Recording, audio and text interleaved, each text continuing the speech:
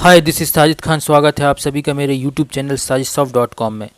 ये C programming tutorial in Hindi का lecture number 3 है, जिसमें हम बात करने वाले हैं सी प्रोग्रामिंग में available keywords, operator, separator and predefined functions क्या होते हैं।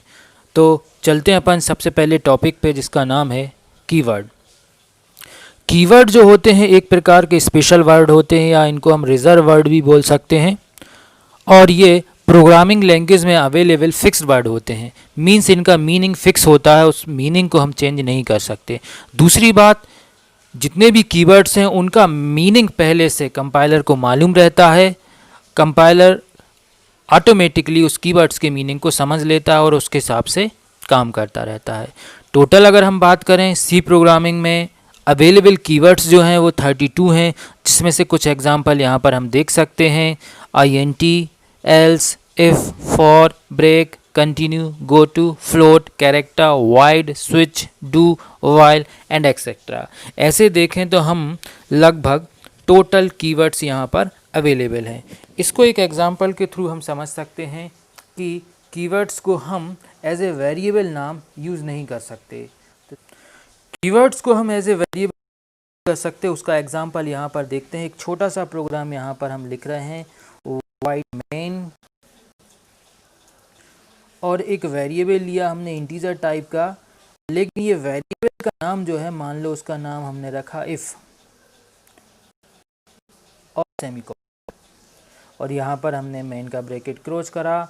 इस प्रोग्राम को हम कंपाइल करते हैं, और जैसा कि यहाँ पर एक एरर्स दिखाई गई है कि इसमें लिखा है डिक्लेरेशन टर्मिनेट इनकरेक्टली। सिंटैक्स में कोई दिक्कत नहीं है, सिंटैक्स बिल्कुल राइट है, लेकिन यहाँ पर चूंकि इफ़ जो है वो एक कीवर्ड है, इसीलिए हम इफ़ को एज ए वेरिएबल नाम यूज़ नहीं कर सकते, तो यहाँ पर प्रॉब्लम आ गई। दूसरा और एग्जांपल देखना है। सपोज आपने यहाँ पे लिखा for is also keyword, then again आप देखेंगे यहाँ पर फिर से क्या आ रहा है, declaration terminate incorrectly.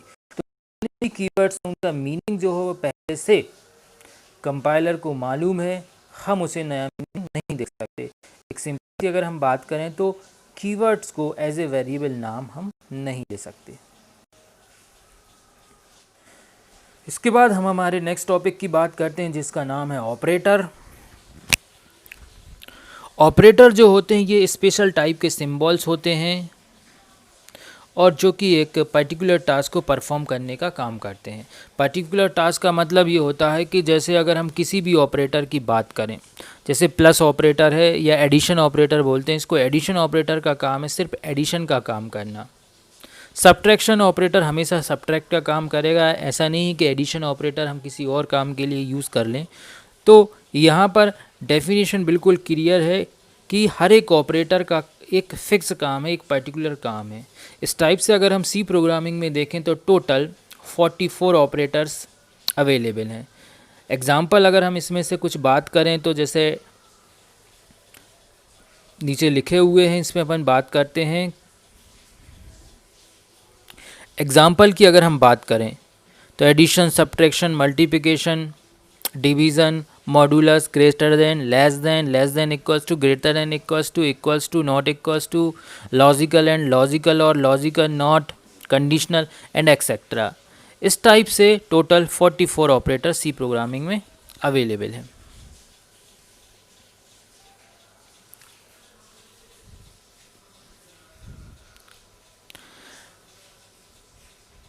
Next definition पे अगर हम चलें तो हम बात करने वाले हैं सेपरेटर। सेपरेटर भी जो है एक स्पेशल टाइप के सिंबल्स होते हैं, इनका अपना रोल है प्रोग्रामिंग में।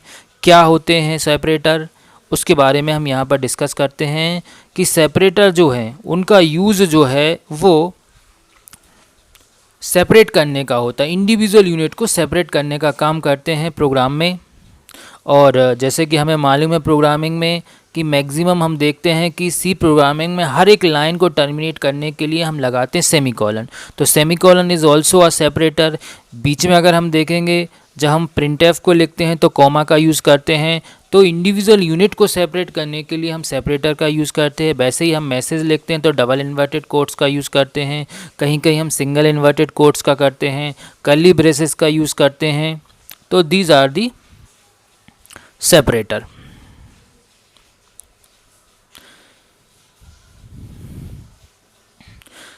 इसके बाद हम बात करते हैं एक नई डेफिनेशन की जिसका नाम है predefined function. Pre defined function क्या होते हैं, क्या रोल है इनका, इसके बारे में हम डिस्कशन करते हैं।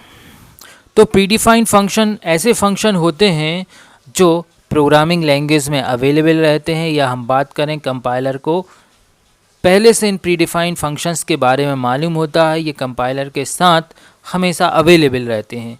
और जब भी किसी भी प्रोग्रामर को इन प्री डिफाइंड फंक्शंस की ज़रूरत होती है, वो प्रोग्राम लिखते समय इन प्री डिफाइंड फंक्शन को अपने हिसाब से, अपने काम के हिसाब से अपने प्रोग्राम में यूज़ कर लेता है। और सबसे पॉपुलर फंक्शंस जो हैं, जो जनरली स्टूडेंट यूज़ करते हैं, उसके एग्जांपल यहाँ पर लिखे गए हैं। जैसे प्रिंटफ एक फंक्शन है, प्री डिफाइंड फंक्शन है, scanf, CLR, SCR, get CS, mathematical कुछ फंक्शंस के यहाँ पर एग्जांपल लिखे गए हैं। SQRT, POW। SQRT square root निकालने के लिए फंक्शंस है और POW पावर निकालने की फ़ंक्शन है। तो ऐसे बहुत सारे फंक्शंस जो हैं जो पहले से रेडीमेड रहते हैं, जिनको प्रोग्रामर एज़ पर रिक्वायरमेंट सिर्फ यूज़ करता है, उन सभी फंक्शंस को प्री डिफाइंड फंक्शन बोला जाता है।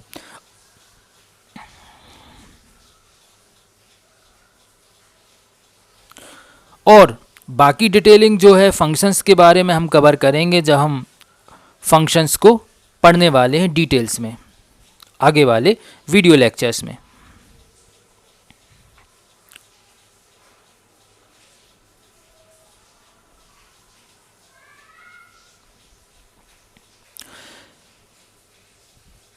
अगर आपने हमारे चैनल को अभी तक सब्सक्राइब नहीं किया है तो प्लीज़ सब्सक्राइब करिए, लाइक करें, शेयर करें, कमेंट्स करें और बेल आइकन को प्रेस करें। Thank you for watching sajidsoft.com।